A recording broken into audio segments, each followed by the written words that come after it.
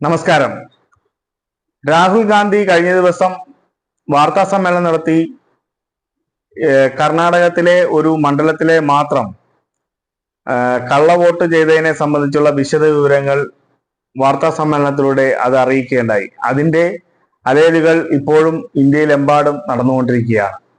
ഇപ്പോൾ പ്രതിപക്ഷ പാർട്ടികളെല്ലാം ഒത്തുചേർന്നുകൊണ്ട് 300 എംപിമാരാണ് അതിനെതിരെ പ്രതിഷേധം സംഘടിപ്പിച്ചുകൊണ്ട് ഇന്ത്യയിലെമ്പാടും നടന്നിട്ടുള്ള തെരഞ്ഞെടുപ്പുകളെല്ലാം രണ്ടാമത് വിശകലനം ചെയ്യണമെന്നാവശ്യപ്പെട്ടുകൊണ്ട് ഇലക്ഷൻ കമ്മീഷന്റെ അധികാര പരിധിയെ കുറിച്ചുള്ള ഒരു വിശകലനത്തിനും അതിനു വേണ്ടിയിട്ടുള്ള ഒരു പ്രവർത്തനത്തിലുമാണ് പ്രതിപക്ഷ പാർട്ടികൾ ആകെ തയ്യാറെടുത്തുകൊണ്ടിരിക്കുന്നത്.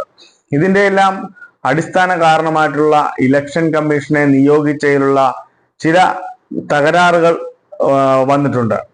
ആ തകരാറുകൾ എന്താണെന്ന് വെച്ചെന്നാൽ 2024 ലോക്സഭാ ഇലക്ഷന് തൊട്ടു മുമ്പായി സുപ്രീം കോടതിയിൽ ഇതുപോലുള്ള കേസുകൾ നിരന്തരമായി വന്നതിന്റെ അടിസ്ഥാനത്തിൽ സുപ്രീം കോടതി അഞ്ചംഗ ബെഞ്ച് ഒരു കമ്മീഷനെ നിയോഗിക്കുകയും അവിടെ ഒരു നിയമനിർമ്മാണം നടത്തുകയും ഉണ്ടായി. ആ നിയമനിർമ്മാണം എന്ന് പറയുന്നത് പ്രധാനമന്ത്രിയും പ്രതിപക്ഷ നേതാവും ഇവർ രണ്ടുപേരും ഉൾപ്പെടുന്നതിനോടൊപ്പം തന്നെ ഇന്ത്യയിലെ പരമോന്നത കോടതിയിലെ ചീഫ് ജസ്റ്റിസ് ആയിട്ടുള്ള ഒരു വ്യക്തി കൂടി ചീഫ് ജസ്റ്റിസ് കൂടി ഉൾപ്പെടുന്ന ഒരു കമ്മിറ്റിയെ നിയോഗിച്ചുകൊണ്ട് ഇലക്ഷൻ കമ്മീഷനെ നിയോഗിക്കുന്നതിനും ഇലക്ഷൻ കമ്മീഷന്റെ പ്രവർത്തനങ്ങളെ വിശകലനം ചെയ്യുന്നതിനും വേണ്ടിയിട്ട് ഒരു നിയമനിർമ്മാണം തന്നെ നടത്തിയിരുന്നു. പക്ഷെ 2023 നരേന്ദ്രമോദിയുടെ പാർലമെന്റിലെ ഭൂരിപക്ഷം ഉപയോഗിച്ച് രാജ്യസഭയിലെയും ലോക്സഭയിലെയും ഭൂരിപക്ഷം ഉപയോഗിച്ചുകൊണ്ട് ആ നിയമനിർമ്മാണത്തെ മറികടക്കുകയും മറ്റൊരു നിയമനിർമ്മാണത്തിലൂടെ, അതായത് പ്രധാനമന്ത്രി നിയോഗിക്കുന്ന മറ്റൊരു വ്യക്തിയും പ്രതിപക്ഷ നേതാവും മാത്രം ഉൾക്കൊള്ളുന്ന 3 അംഗ കമ്മിറ്റിയായി മറ്റൊരു നിയമനിർമ്മാണം നടത്തുകയാണ് ഉണ്ടായത്. ഇതിന്റെ ഫലമായി ഇന്ത്യയിലെ പരമോന്നത നീതിപീഠമായ സുപ്രീം കോടതിയിലെ ചീഫ് ജസ്റ്റിസിന് ഇതിൽ ഇടപെടാൻ പറ്റാത്ത ഒരു സാഹചര്യത്തിലേക്ക് ആ നിയമനിർമ്മാണം കൊണ്ടുവരികയും ചെയ്തു.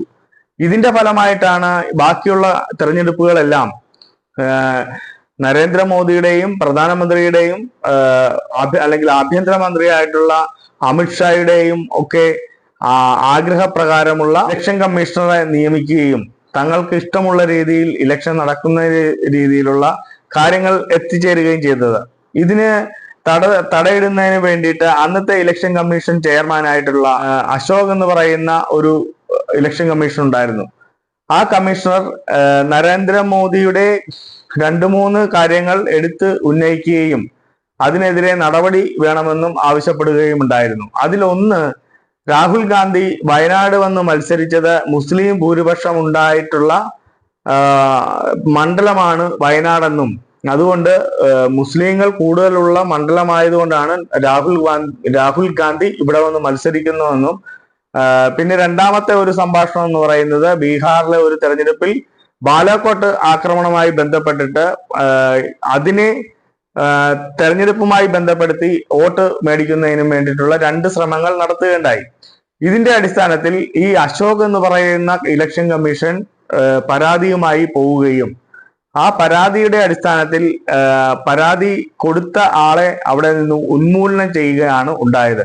പിന്നീട് സംഭവിച്ചത് എന്താണെന്ന് വെച്ചെന്നാൽ ഈ അശോകിന്റെ വീട്ടുകാരെയും അശോകിന്റെ ഭാര്യ ജോലി ചെയ്യുന്നിടത്തെ റെയ്ഡ് നടത്തുകയും അശോകിന്റെ ഓഫീസിലേക്ക് റെയ്ഡ് നടത്തുകയും നിരന്തരമായിട്ടുള്ള റെയ്ഡുകളും മറ്റും നടത്തുകയും അശോകിന്റെ സഹോദരിയുടെ ഓഫീസിലേക്ക് റെയ്ഡും EDയും അന്വേഷണ ചുമതല ഏൽപ്പിച്ചുകൊണ്ട് അവിടെയും അന്വേഷണം നടത്തുകയൊക്കെ ചെയ്തതിന്റെ അടിസ്ഥാനത്തിൽ രായ്ക്ക് രാമാനം ഈ അശോക് എന്ന വ്യക്തി ഇന്ത്യയിൽ നിന്ന് തന്നെ പലായനം ചെയ്യുകയാണ് ഉണ്ടായത്. ഇതിന്റെ അടിസ്ഥാനത്തിലാണ് മറ്റൊരു ഇലക്ഷൻ കമ്മീഷൻ ഇവിടെ വരികയും BJPയുടെയും പ്രധാനമന്ത്രിയുടെയും ആഭ്യന്തരമന്ത്രിയുടെയും ഒക്കെ ചട്ടുകമായി പ്രവർത്തിക്കുന്ന രീതിയിലൊരു പുതിയ ഇലക്ഷൻ കമ്മീഷൻ ഇന്ത്യയിൽ നിലവിൽ വരികയും ചെയ്തത്. അതിന്റെ അടിസ്ഥാനത്തിൽ നടന്ന 2024 ഇലക്ഷനിലാണ് 300 സീറ്റ് ലഭിക്കും എന്ന് ഉറപ്പിച്ചിരുന്ന BJPക്ക് 240 സീറ്റിൽ ഒതുങ്ങേണ്ടി വന്നത്. ഇവർ ഇത്രയും കൂടി സഹായിച്ചില്ലായിരുന്നെങ്കിൽ ഉറപ്പായിട്ടും BJP അധികാരത്തിൽ നിന്നും പുറത്തു പോകും എന്നുള്ള കാര്യത്തിൽ യാതൊരു തർക്കവുമില്ലായിരുന്നു.